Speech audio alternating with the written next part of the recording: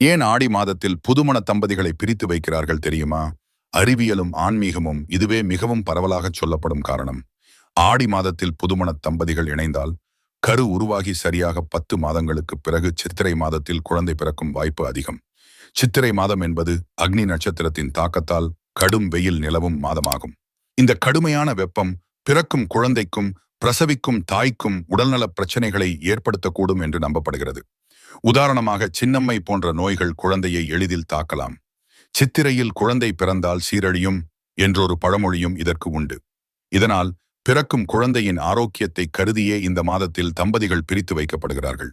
ஆன்மீக ரீதியான காரணம், ஆடி மாதம் அம்மனுக்கு உகந்த மாதம் என்பதால் இந்த மாதம் முழுவதும் இறை வழிபாடுகளுக்கும் விரதங்களுக்கும் முக்கியத்துவம் அளிக்கப்படுகிறது. அம்மன் கோவில்களில் திருவிழாக்கள், சிறப்பு பூஜைகள் என மாதமெல்லாம் ஆன்மீக நிகழ்வுகள் நிறைந்திருக்கும்.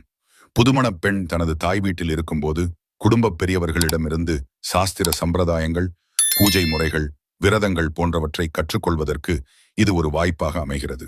இது அவளின் எதிர்கால இல்லற வாழ்விற்கு தேவையான பொறுப்புணர்வையும் குடும்பப் பற்றையும் வளர்க்கும் என்று நம்பப்படுகிறது.